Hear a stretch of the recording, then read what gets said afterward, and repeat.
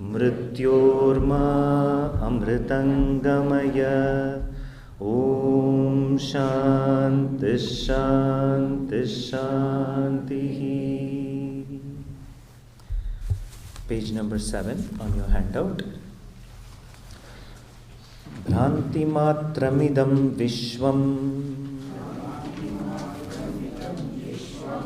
nakinchiditi nishchayi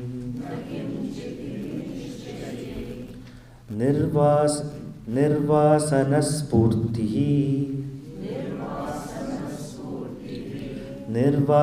spurti matraha nakinchidiva shamyati.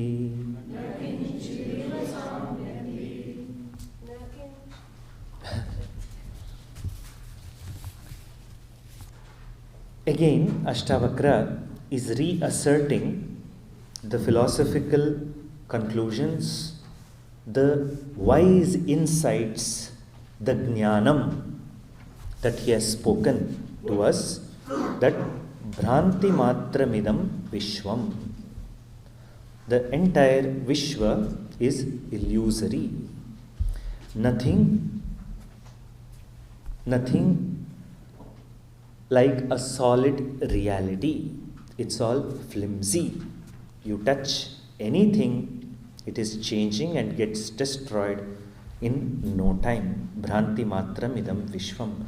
It's like the Puranic story, Bhasmasura.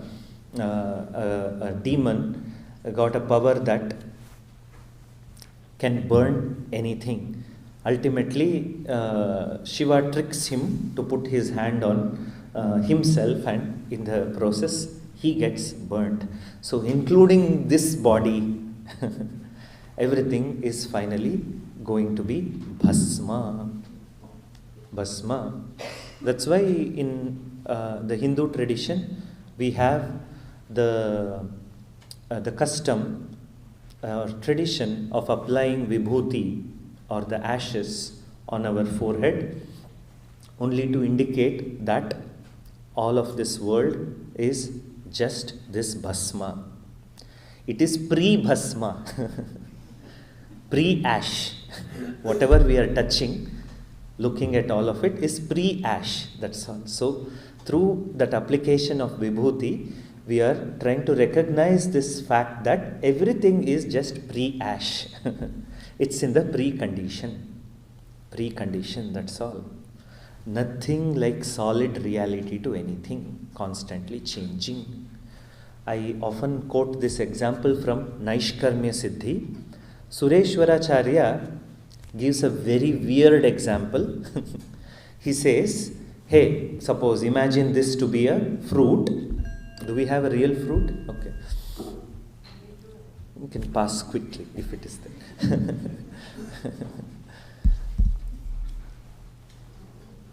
Okay, real any food. It could be namkeen, anything.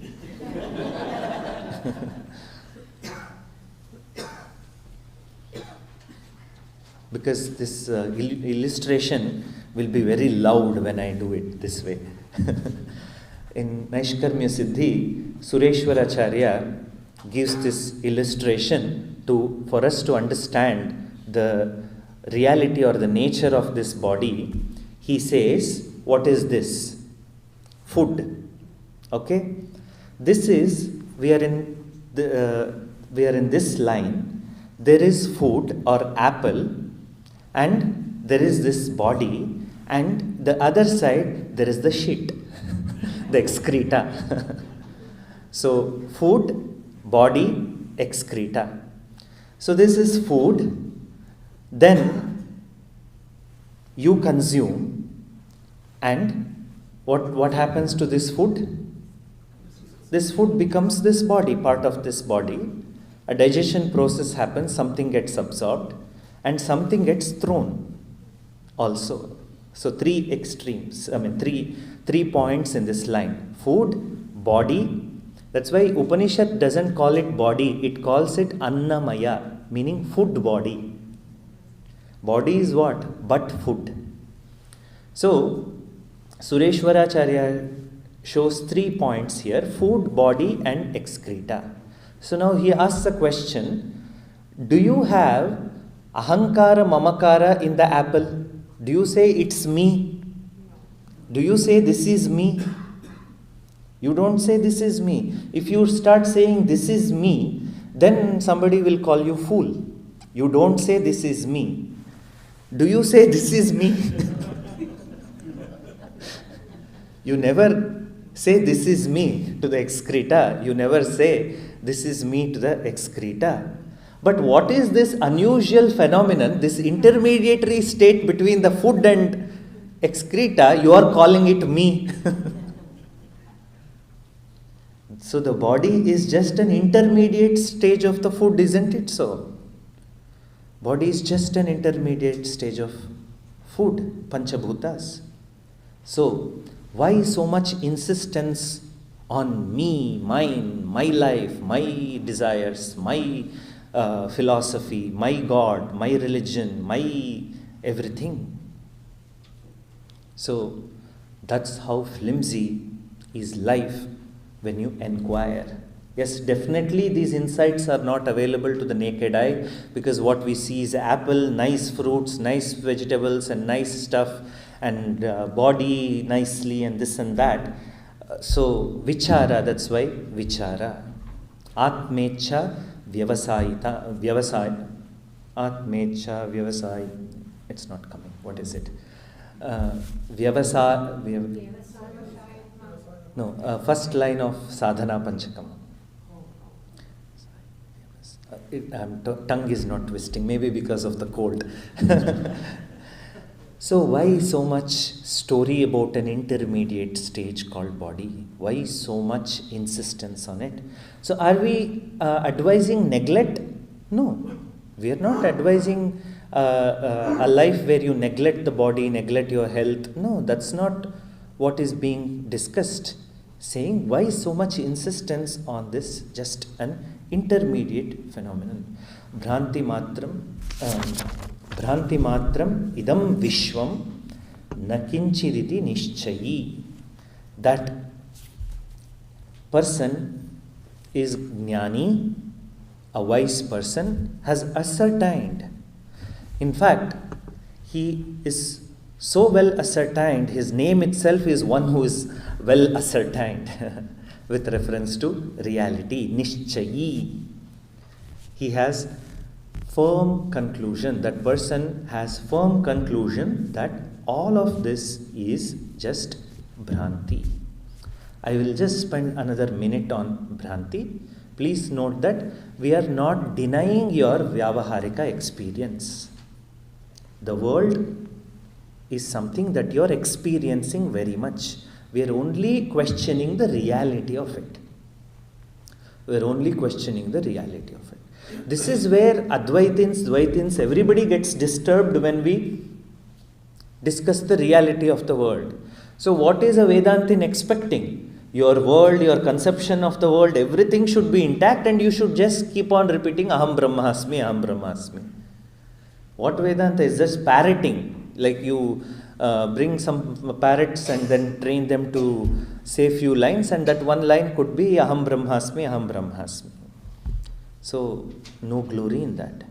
So real Vedanta is quite disturbing, because the carpet is pulled under your feet, because the carpet is that world, your conceptions of the world, and we have invested so much into the world that gets shaken up. So that's where we draw insights. So that is Bhranti. We are not denying your world. Of course it is there in your experience. We are only saying that it's not the final truth.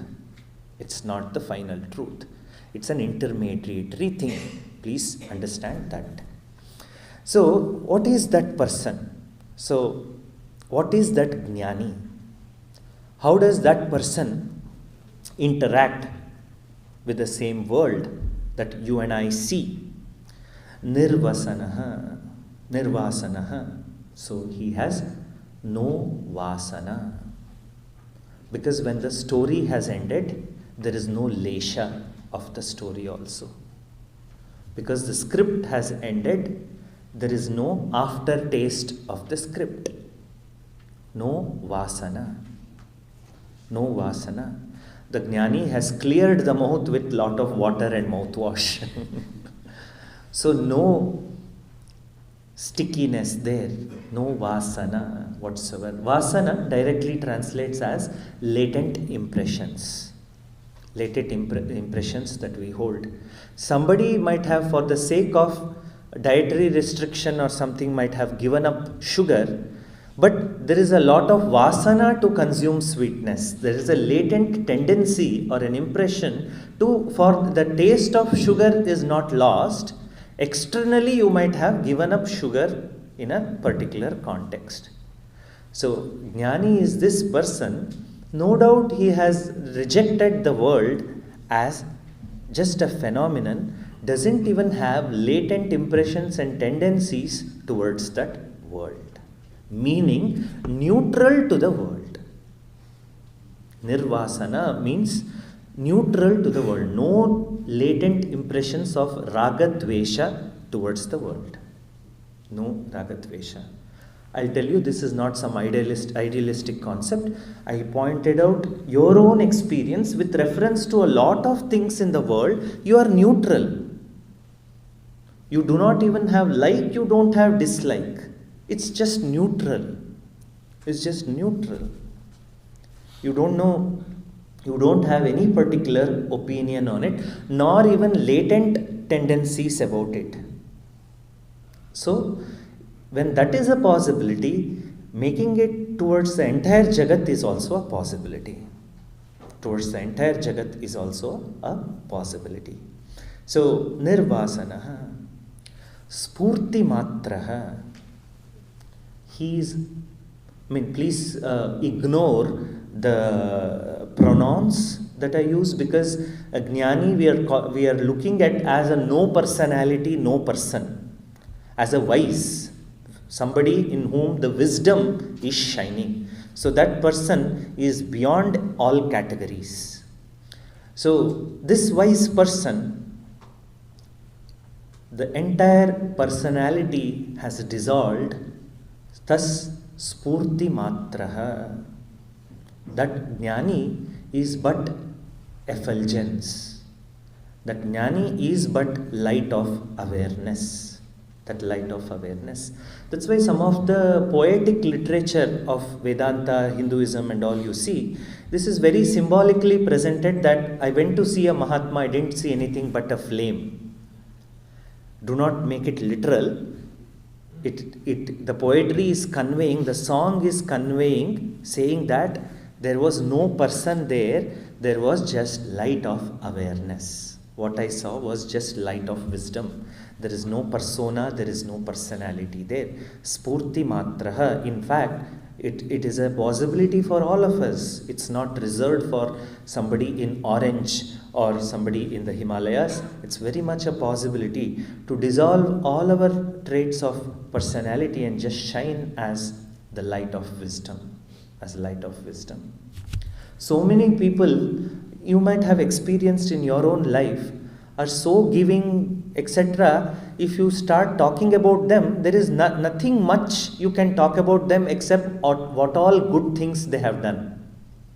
Meaning it seems as if there is no personality there. All that is there is some action, good actions that person has done in their life. So spurti matraha. So this person abides in nothing except spurti, satta and shamya. Meaning this person has given up everything and finally shamyati, meaning rests. Rests in what? In spurti and nirvasana. This jnani abides and has settled in the profoundness of quietude and without any latent tendencies. Thus, the world has dissolved in this person. The world has dissolved in this person. The world gets dissolved as soon as we dissolve our conceptions about that world. World gets dissolved. That's what this particular verse is saying. Now, from Astavakra, what he pointed out, the philosophical insights, the wisdom about the world and ourselves, what he pointed out, he is now drawing our attention to how it looks, this wisdom looks at the level of embodied living, at the level of a jnani. The same question Arjuna asked, how does a jnani sit? Sitha prajnasya ka bhasha, and all of it. Arjuna wants to know how does a jnani talk, how does a jnani walk, etc. Because when we see all these things in a living, breathing person, then it becomes even more real to us, isn't it so? Yesterday I shared my personal narrative that yes, I was doubting all of it until I saw all these things in Pujya Swamiji. That yes, it is possible to live as an embodiment of love. It is possible that there is no personality. Whatever you see is just external. So it is a possibility we see when we look at the life of Mahatmas. That's why Satsanga is very important. Satsangatve Nissangatvam. Nissangatve Nirmohatvam. With Satsanga, you free yourself from all dussanga, from unnecessary associations. You drop down to having association with Sat alone. Sat is truth. Nissangatve Nirmohatvam. When you have freed yourself from all the unnecessary association, you also free yourself from moha, delusion.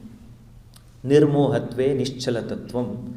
When there is no delusion in the mind, Nirmohatve Nischalatattvam, the tattva, the wisdom, shines steadily in one's mind. Nischalatatve Jivan Mukti. With that wisdom, Nischalatattva, steady wisdom, there is Jivan Mukti, freedom here and now. That's what the verse is saying. In fact, Pujya Swamiji said his whole life, the cause for what he became, what he is Satsanga. At one day, he attended a lecture of Swami Chinmayanandaji, his guru. That's where the whole trajectory started, by associating with a Satpurusha, with a Satsanga, an occasion.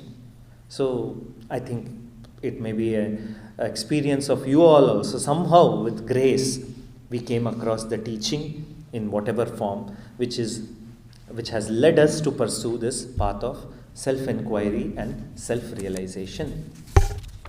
So having said this, I conclude this particular retreat with talking a few more things about embodied living, and how to really imbibe this entire wisdom and live in a day-to-day life.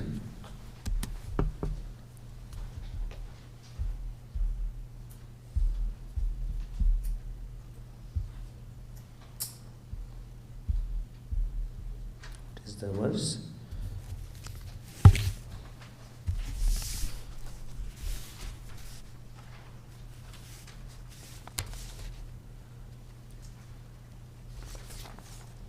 Krutartho nena jnanena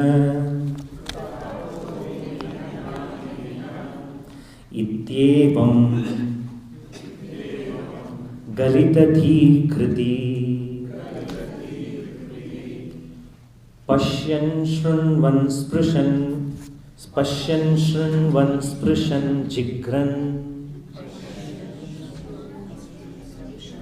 pashyan Shrunvan, Sprishan, Jigran, Ashnan, Aste, Yatha Sukham.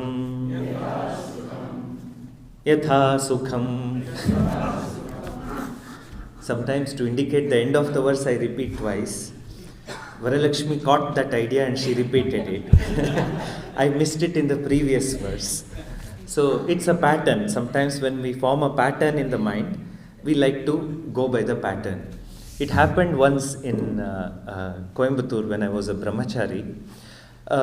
You see, before we start the meal, we chant in the Gurukulam, we chant Brahmarpanam, Brahmahavi, Brahmagno, Brahmanahutam, Brahmaiva tena gantavyam, Brahma karma samadhina, Namah Parvati Padaye, Hara Hara Mahadev. So, this is what we chant before taking the meals in the Gurukulam. So, Pujya Swamiji was teaching this chapter of Gita where this verse comes. Brahmarpanam Brahmahavihi. So Pujya Swamiji chanted Brahmagno Brahmaiva tena gantavyam Brahma karma samadhina. So all of us also chanted Brahma karma samadhina. Then one brahmachari chanted Haranamah Parvati Padai. Because there is association. After that verse we chant this. Again, how indicates how patterns gets formed in our mind. Is there any reality to this pattern? Why we formed this pattern? Nothing. It's just a pattern. We humans like to go by patterns. Yeah. Kritartha. So, having gained fulfillment through this knowledge alone, anena jnanena, a jnani has gained fulfillment through this knowledge alone. Why can't we gain fulfillment by any other means? You all must have discussed in Vedanta classes, and you also chanted to welcome Swami Sachidananda, na karmana na prajaya dhane na tyage naike amritatvamanshuhu. Fulfillment can never be gained by karma or actions and accomplishments. Na karmana na prajaya. Fulfillment can never be gained by progeny, by having son, daughter, or sons and daughters. Ask all the parents sitting here. See, Swamiji, you make all these remarks. What do you know? You are just a sannyasi. Hey, if you had fulfillment, why are you sitting in my class? Na karmana, na prajaya, not by progeny. Dhanena na, so not by wealth, not by just more and more accumulation. It is only by the tyaga, only by giving up. Only by giving up what? Everything that is impure in the mind, finally transcending that very mind and all its mental conception. That is real vairagya. Real vairagya is giving up the mental conceptions, the story that we hold about life, script we hold about life in our minds. So, Ajnani is one who is kritartaha. So, Upanishad and Gita word kritakrityaha. One who has accomplished what is to be accomplished. What is to be accomplished is freedom. As Vedantins, as spiritualists, we value freedom alone, nothing else. We value scholarship, yes. We value scholarship as an intermediate pursuit. But we don't value that also. What we value finally is freedom alone. The fundamental question we ask in Vedanta, are you free? That's all, nothing else. Are you free? Anena jnanena, and this jnani is one who is established in this jnana alone and has given up one's sense of individuality and all compulsions. All kritis. So kritis here means compulsions. One who has transcended all compulsions. Compulsions are more and more when we have ragadvesha, and ragadvesha is more and more when a personality is intact. A personality is intact. One of the big sadhanas that you can do in Vedanta is to note that what the conception of myself, what I have, is just a myth, a personality. It was not like this before and it's not going to be there after few years. It just appears to be something solid, to dilute the personality. The exercise is to see through that everything we associate with a personality is not something solid. It's only having a dependent existence. Anything you say is dependent on something else. You say, I am Indian, it is dependent on something else. You being in some particular geography. You say American, then that is associated with something else, that being in something other geography. So any label that we put in is very, very flimsy, not something solid. In fact, life happens in such a way, from birth till death we go on accumulating labels. Nama, nama, nama, label, label, label. That's why in Sannyasa Diksha, why a new name is given as a symbolic ritual, meaning all those names and accolades and identifications that you held before this is now going to be dissolved. So that is symbolically done. The question is, have I really done that? Have I really done that? So that is the real sannyasa, that is the internal sannyasa. External sannyasa is the ritual and a particular stage of life. The real renunciation is giving up of all these labels. One need not be a formal sannyasi, but everyone has to be really an internal sannyasi, that is Vedanta. A sannyasi within, that who is disidentified with all labels. So, Galidadhi Kriti. So, this person has one who has no mental constructs and compulsions. No compulsions whatsoever. And this person, again, always one has doubt. So, if I become wise, should I give up this, or should I stop my career? Should I stop my household? This, that. That's why Astavakra is also borrowing same language of Gita. Pashyan, Shrunvan, Sprushan, Jignan, Ashnan. No, you can be in the midst of activity. You can be in the midst of all activities. A few activities are given. Pashyan, as even you are seeing. Shrunvan, as even you are hearing. Sprushan, as even you are touching and experiencing things of the world. Jigran, as even you are sensing the smells in this universe, indicating the kriya of the panchendriya, as even you are engaged with the world, with your five senses. Ashnan, as even you are eating, but you are abiding in that self. Ya aste yatha sukham. This person is abiding in self, as even all these activities are externally happening. Externally you may see a lot of activity, yet there is a certain internal calm. There is a centeredness, and that centeredness is with the self.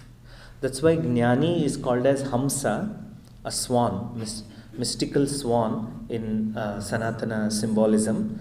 Why? Because a swan has a lot of activity, but it is appearing in most steady, in such a profound, beautiful manner. It is meandering and sailing through the waters of life. Such is the life of a Jnani. There may be a lot of activity, yet there is this profound centeredness, and that centeredness is coming from identifying with the self. Absence of ignorance, presence of knowledge and wisdom is the hallmark of a Jnani, and externally whatever can be. It is just contextual. Each wise person may have their own approach to life. Pujya Swamiji used to say, there is really no way to sense a Jnani, to say this is a Jnani, that is a Jnani. The only way is for you to be a Jnani, so that you know that there is another Jnani. So don't go on looking for jnanis. Look for jnani within, and you be that jnani. So Pujya Swamiji used to joke, how do you ascertain who is a jnani, who is an ajnani? By the length of beard? No, it's all impossibility. So the focus is on finding an acharya, acharyavan purusho vedaha. One who has acharya knows the self, meaning one who has a teacher, meaning teaching, one who is submitting oneself to the sadhana of Shravana, Manana, Nididhyasana constantly, so that we make this wisdom as ours. It's no more something external. We are studying all of this to become free, not just to attend more and more classes.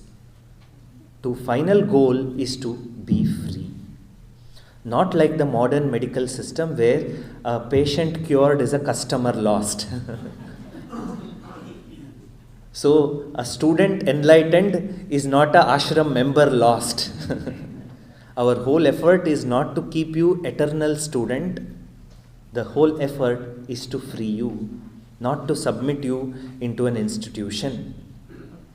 The whole effort is to make you free here and now. That's the very, very unique thing about Vedanta. That ashrams are built not to make you a permanent member, but to free you from its need.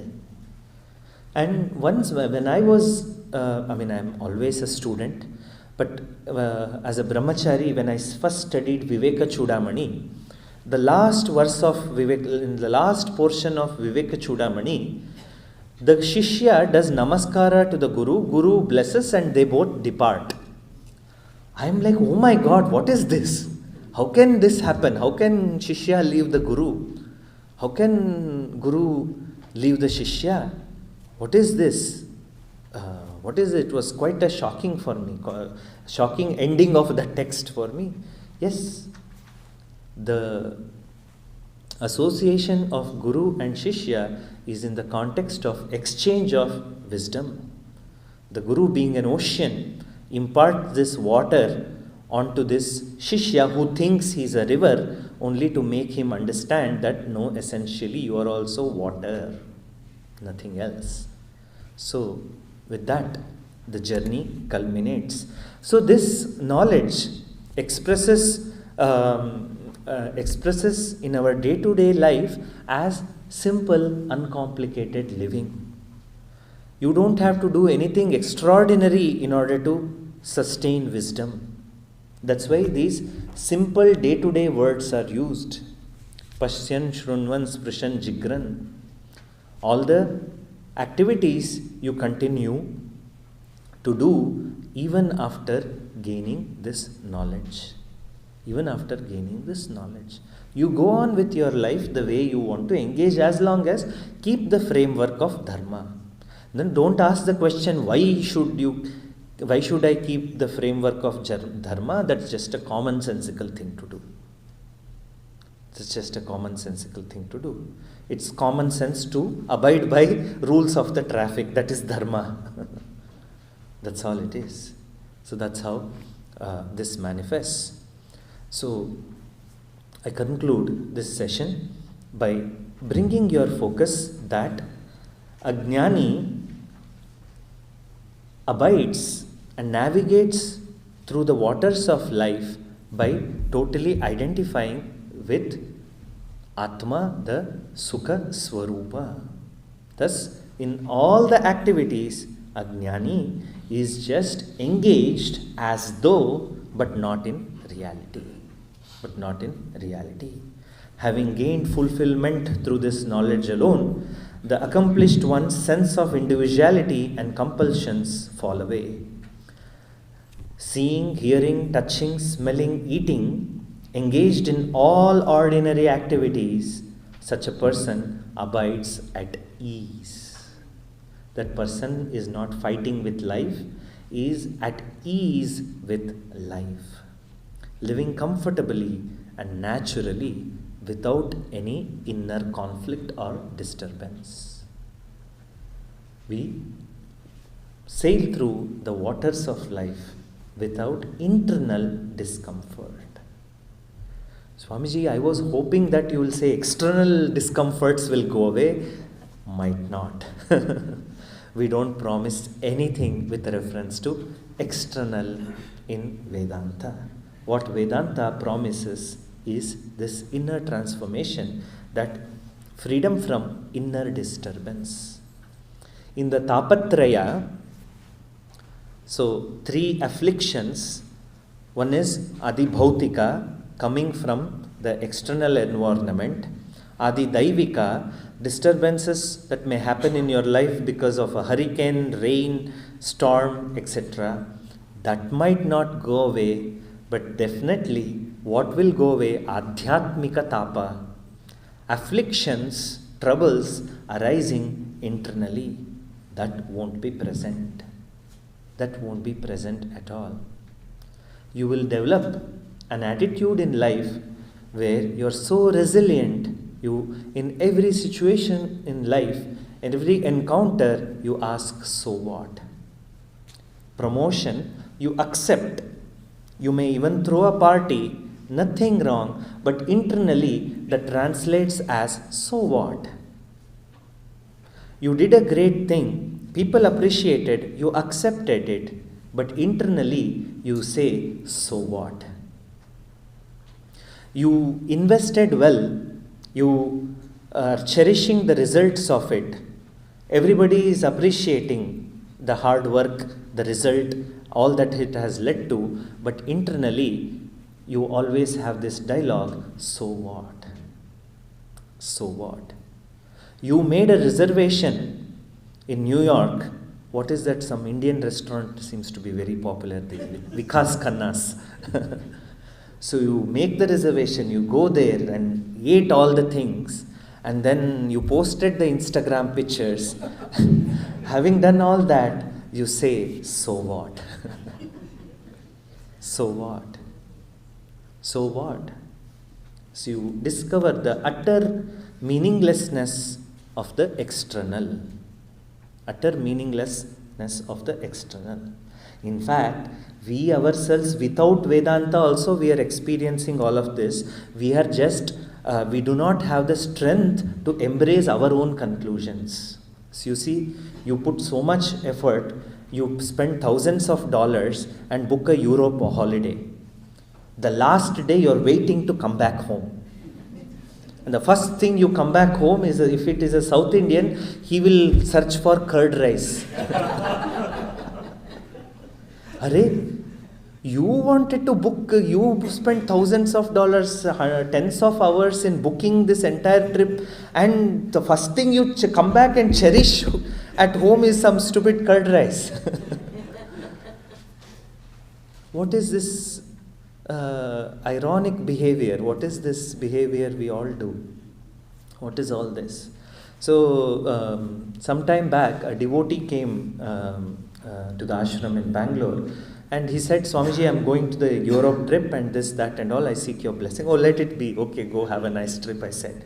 So he went to the trip, 12 days or 13 days whatsoever. He came back and said, he met me in other context, then this and that I was speaking. I asked, how was the trip?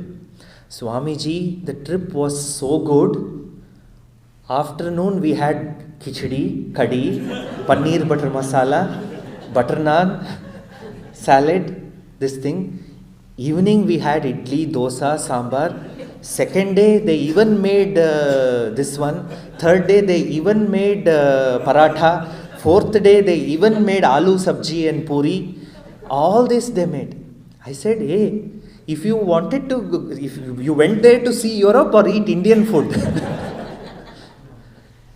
Because he spent 8 minutes, I counted. He ate for 8 minutes, he spoke of all the dishes that they ate and how good the food was. 2 minutes he said, yeah, it was nice. We saw Paris, we saw Rome and etc. Ironic. We ourselves beat the purpose for which we start anything. We leave home with so much enthusiasm, only wanting to come back to the same place. All of it. Human human life moves in ironic circles, so we break that pattern and become contented. So external doesn't add, external doesn't take away anything from a jnani's life. So somebody pointed out that, Swamiji, please don't use the particle a jnani, because it seems like as if you're saying ajnani. No, probably because of my accent. Yeah, so jnani doesn't see the world as plus or minus. Jnani, a wise person, doesn't look at the world as something which can add into the life or something that can be taken away from life. That's the approach of the jnani. I made a conscious effort now. So life looks easy. All that is required is to come out of this Brahma, Bhranti, delusion and not identify with the external. Finally, I conclude with this story. There was this boy who was coming to satsang in Bangalore, and he used to accompany his mother for every Sunday satsangs. So one Sunday, he used to come at last and collect prasadam, or sometimes be there. One day, he was not seen in the satsang. So Swamiji asked the mother, "Hey, I do not see your boy today." So the mother said, "He's unwell today. He has unwell, so that's why probably he has not come." But at the end of the satsang, when people were still taking fruits, the boy came, and then Swamiji asked him, "Hey, your mother said you are unwell. How are you?" So the boy replied, "I am fine, tooth is aching." I am fine, tooth is aching. That's Vedanta. I am fine, kitchen sink is leaking. I am fine, insurance is not well. I am fine, investments are down. I am fine, career is not peaking. I am fine, I have something to handle. I am fine, health is not all right. I am fine, son is not getting married. I am fine, food is not tasty. I am fine, the hall is cold. I am fine. All the way, I am fine. I am fine. Ahamatma Purnaha. Ahamatma Purnaha. That's the conclusion of Astavakra. That's the conclusion of Vedanta. I hope these verses inspire you to seek more, be in the constant sadhana of Shravana, Manana, Nididhyasana. And I invite you all to please do not stop the in-person teachings.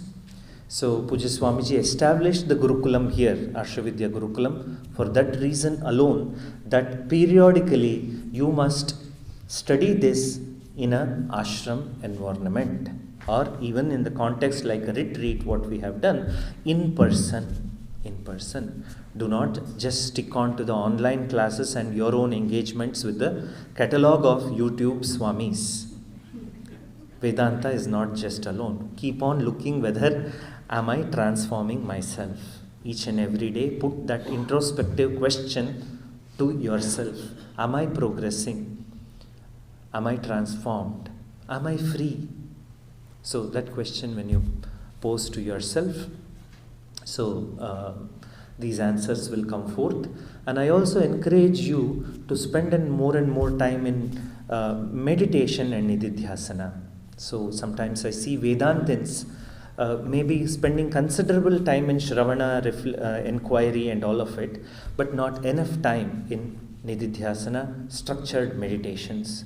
So please pay attention to that as well. I have a couple of guided meditations recorded. I will be sharing with the team, so you can make it available, those links available to all the satsangis for your benefit.